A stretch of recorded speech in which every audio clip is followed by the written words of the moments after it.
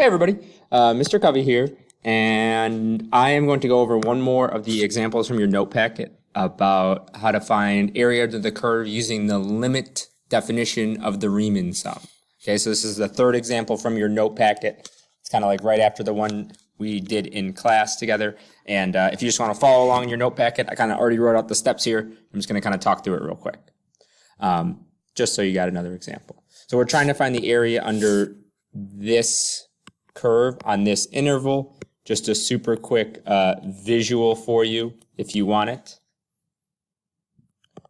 4 minus x squared, you might remember, is a parabola that is upside down and up 4. So it'd be like something like this. And we were trying to find the area under the curve between x value of 1 and x value of 2. So you have this sliver that's kind of a weird shape. And we're going to find that area using this limit definition of the Riemann sum. Okay, so the hardest part, well, at least for me, the hardest part is putting together the actual limit sigma notation at the beginning. Okay, so I'm just going to throw it at you at once and then we'll talk through it. So first thing, we're doing a limit because we want n to go to infinity because n's the number of rectangles. So I want to use infinitely many rectangles, so it's a limit as n goes to infinity. Remember that the up here is dictating how many rectangles we're using. So again, because I want n to go to infinity, n's the number of rectangles, that's what I put at the top of my sigma. And we're going to start at 1 just because that's how right hand work and it doesn't matter which one we use. So let's just use right hand. Okay. Kind of always going to have that part set up like that. The next couple parts are the tricky parts. This is our height. Excuse me. Some technology issues. This is our height. Okay. This is always going to be the left endpoint of the interval.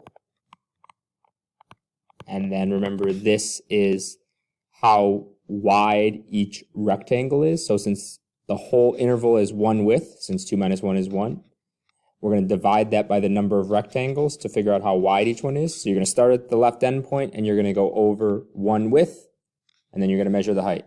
And then I is going to tick up to 2, and so then you're going to go over 2 widths and measure the height, 3 widths and measure the height. Okay? So that's why this is inside the function, because this is our x value that we're plugging in to figure out the y value.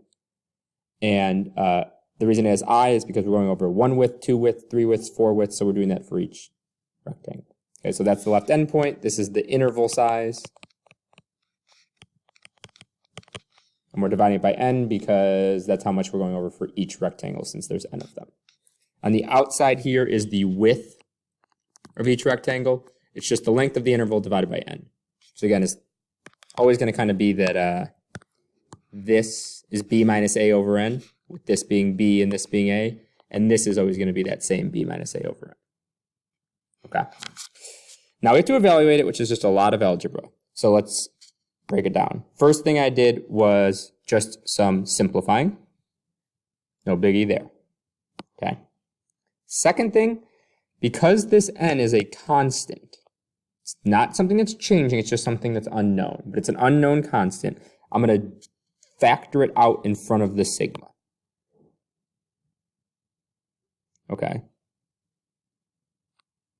Actually, I just left it out there. But if I wanted to put it in front of the sigma, I could. But I'm going to leave it there. You could put it right over here, too. It'd be the same thing. The point is, like, that's separate than the rest of this. Okay, so I got that separate. This is the other tricky part that I think we're having some issues with, which is we're evaluating f at this x value. What does it mean to evaluate f at an x value? It means to take your function, 4 minus x squared, and instead of putting x in, put 1 plus I over n in. Okay, that's what this part here means. And this is separate from the 1 over n. I just left it over there. You can put it over there. That's separate. So that green part, I'm doing this over here. So this is becoming this, which is this, and then I'm putting it back in here. And I just distributed it out. Again, the 1 over n's outside over there. Okay, so I'm right here. Just by doing some algebra. Okay. Moving on. Now I took the 1 over n and threw it over here. I simplified this a little bit just by distributing the negative. And I also split it up because then I had 3 different terms added together. And because some of them had I squared, some of them just had i's, and some of them were just constants, I split it up into different sigmas because I'm going to use different sigma rules. Okay, just pay attention to not making plus minus mistakes here. Okay, notice I keep the limit kind of hanging out there the whole time.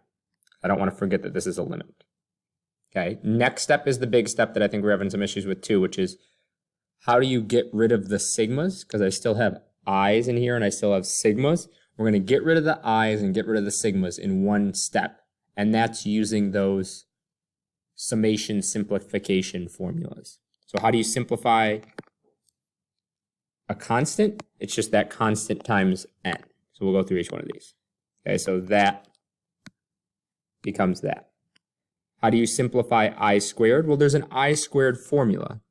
That's n times n plus 1 times 2n plus 1 over 6. Notice I could have taken this n squared out, or I just left it in there. But what I did was replace the I squared with that green stuff, and that n squared kind of just stayed there. Same thing here. I replaced the I with n times n plus 1 over 2, because that was the formula. But that other 2 just hung out there, and that n in the denominator just hung out there. Okay, that's the important step right here, though, is you got rid of the sigmas and we got rid of the i's. Once you're to this step, we're good. This is MAH stuff. You guys can do this. This is just a limit, okay? It's a limit as n goes to infinity. I'm going to distribute stuff. I'm going to clean it all up. I distributed the 1 over n into each of these. Did a little bit of distributing here. Got it to look like this. Did a little distributing there. Got it to look like this. And now this is all polynomial limit stuff. So this constant just stays out there. I distributed this out so that I could fully see what degree the numerator was compared to the denominator. Same thing here. Here I have a degree of the numerator is the same as the degree of the denominator, so I'm going to do the ratio of the coefficients. MAH stuff. Same thing here. Again, that 3 is part of the limit. Sliding down, I'm actually evaluating the limit now using that by comparing the degrees of the numerators and the denominators. And I'm actually getting 3 minus 1/3 minus 1. And then I'm just adding that together and getting 5/3. So again, what we just did was calculate that the exact area of this chunk is 5/3 units squared. Okay? That's it. I'll see you guys back in class. Thanks for watching.